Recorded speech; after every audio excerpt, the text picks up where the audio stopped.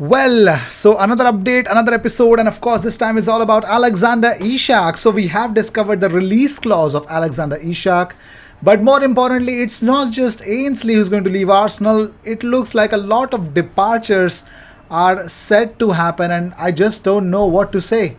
I mean, Arsenal are getting, if you spoke about Arsenal getting rid of their dead wood, it turns out that they're going to wipe out literally everyone.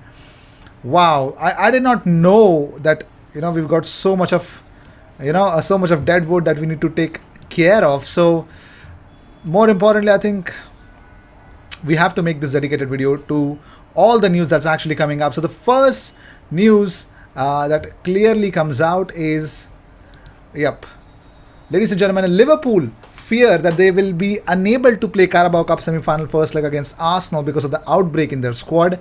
Alisson likely to be missing once again. The EFL say games can be postponed if teams cannot submit a team of 13 outfield players and one goalkeeper.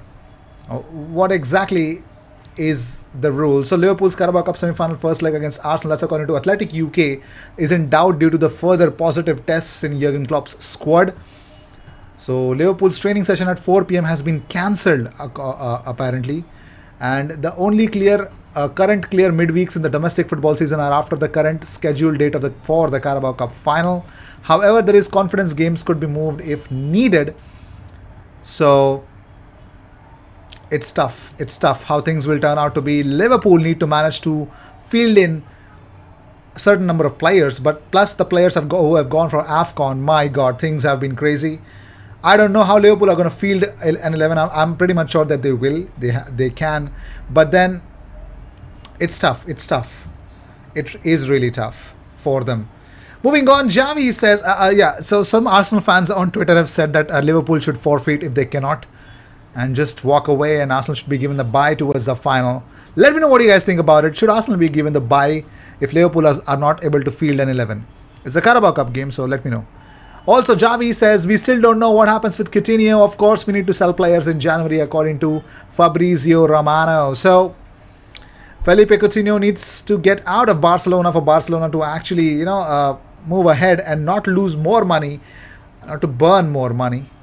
But moving on, Gazzetta dello Sport say that Arsenal are pulling out all the stops to ensure Vlahovic chooses them and have made mind-boggling offers to get him to sign the deal. So, let's see if that is actually going to happen, because that is via Football 365. Let me know. Vlahovic to Arsenal, exciting, but is it the thing that we need? So, surprise, surprise, who is back? Arteta's isolation is due to end later today, and he's planning to take the training tomorrow. And if everything, according to Simon Collins, if everything is right, he could be at the dugout for the Arsenal versus Liverpool game in the Carabao Cup, apparently. So that's cool. We need to see our gaffer. It's been a little long that we have not seen the gaffer, and I think yes, it's time to see him. Let's see. Well, there won't be any Jurgen Klopp for Liverpool. There won't be any Liverpool team as of now, but let's see what's going to be the update for it. So this whole Maitland-Niles saga is really catching all the heat, and more importantly, here's the latest update from James Ollie. He says Maitland-Niles will join Roma until the end of the season, but the deal does not contain an option or an obligation for a permanent move. All parties expect an agreement to be reached soon, but Arsenal have so far only been willing to sanction a temporary deal. That's according to James Ollie. He also says that AS Roma are expected to complete a loan move for Arsenal midfielder in the next 24 to 48 hours, according to ESPN. Talks have progressed positively since contact between both clubs was made last month. Fantastic. So Ainsley Maitland-Niles is definitely going away out on loan. So it might not be an obligation to buy or a compulsory option, but it still is a big cause of concern. Ainsley Maitland-Niles, next 24 to 48 hours, Maitland-Niles is actually moving out. If Maitland-Niles is moving out, we have Sambi and Xhaka as our recognized midfielders. It clearly tells me that Arsenal are going to get a midfielder. There's no way. There's no Elneny, no Partey. And if Maitland-Niles leaves, it's pretty much clear that we're going to get a midfielder. We're definitely going to get a midfielder. And I think, of course, after 6 months, we get to see Elneny leave. So I am pretty much expecting a couple of midfielders would be great. Would be really, really awesome if that happens. So let me know what you guys think about the whole situation. I'm expecting a couple of signings, some shrewd, proper business, some decent amount of money spent, but proper quality. Arteta's talent ID, I'm not going to judge or raise concerns about it. But yeah, hey, I know what he's done, and that'll be crazy, isn't it? And even Sammy Mogbel says that Maitland-Niles has received approval from Arsenal to join Roma. Arsenal is preparing to respond to Roma's offer of a loan deal with aim of a permanent transfer in the summer within the next 24 hours. There is no final agreement yet, but we are moving in the right direction now. So moving in the right direction, I think Maitland-Niles is definitely leaving. There's no doubt about it in my mind. So let's talk about the release clause of Alexander Isak. So we want to sign a striker. Of course, we are getting linked like hell-bent we are to sign Dusan Vlahovic. But what about Alex Isak? Today it's all about Dusan Vlahovic, but yesterday it was about Alex Isak. So Alex Isak has a release clause of £77 million. So if Arsenal want to sign him, they just pay that and no negotiations needed. Isak has recently mentioned that he wants to play in the Premier League, but little did he know that he just signed a new contract, and you just don't do that right away. I mean, come on. It looks like you signed a contract knowing that you could fetch a good amount of club, and probably there was an understanding between you and the club that, you know what, you just signed a new contract. If you want to go, you go, but come on. We need to fetch a lot of money. Come on. We helped you develop. So £77 million up top. Wow.